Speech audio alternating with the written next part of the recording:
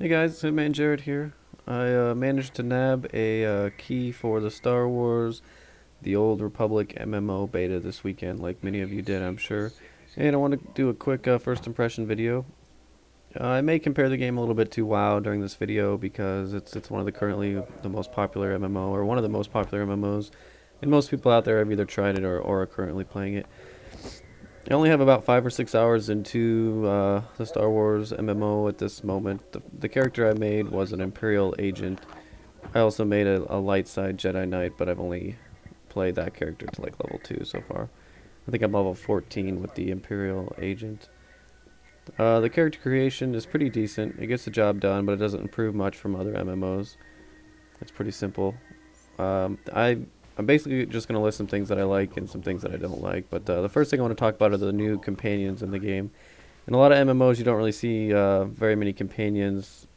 You sometimes get pets and stuff like that, and they just kind of attack for you, and you can feed them, and you get some skills and stuff. But the companions in this game, they're a little bit more complicated. You can put full sets of gear on them. You can equip them how you see fit, as long as they can use the items. They also have something called affection that you can increase by giving them gifts or doing certain dialogue. Like as you talk to NPCs and your companion likes what you're saying, sometimes your affection will go up and stuff like that. And I think what's going to happen there is you can unlock quest chains or quest lines for your companions based on how much affection that you have, and you can also do relationship stuff. I think like romantic crap with them. I don't know. Kind of reminds me of Dragon Age, but it's kind of a cool feature to keep you busy and preoccupied as you quest and stuff. And also when you're in dialogue, it'll kind of give you another incentive to choose wisely if you're trying to get affection for your companion. I like the crafting system. I like how it's used with your crew members and your companions and stuff. You no longer have to sit in front of an anvil for hours and end.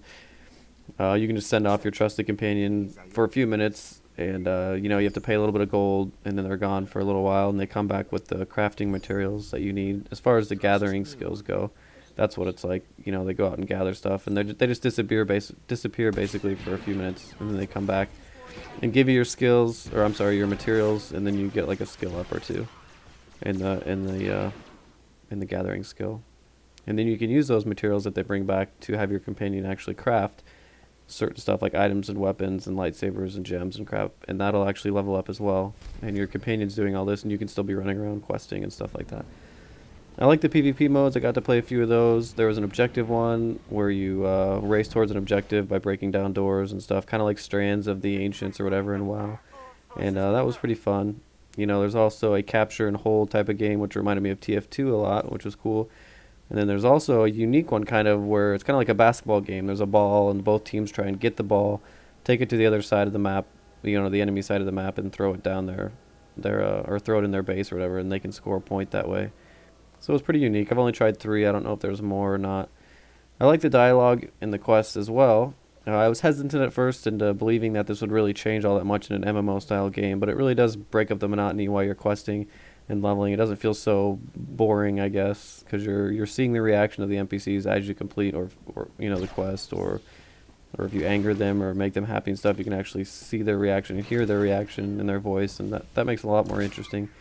It also plays a part in instancing with friends. You all have an option to choose the dialogue that you want, and then I'm not sure how the game figures it out. It might be completely random, but it's fun to see what other people choose and hear what they have to say and things like that.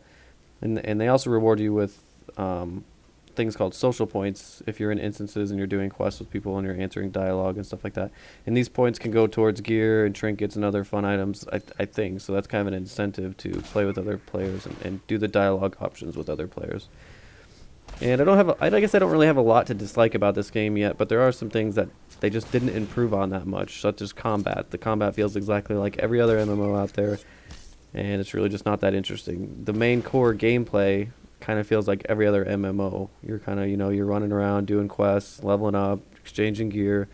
That's kind of a hard model to get away from or to improve on, I guess, but it doesn't really feel that fresh.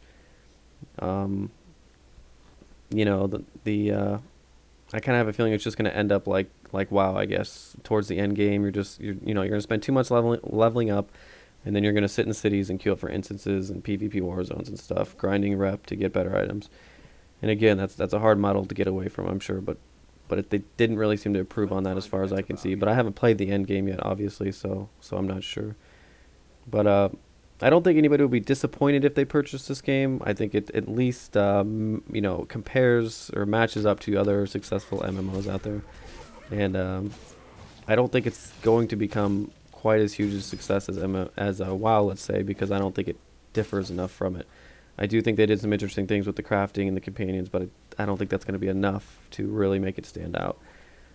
But it still seems like a good game so far.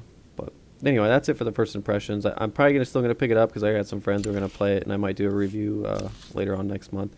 Thanks for watching. Please subscribe, comment, or like.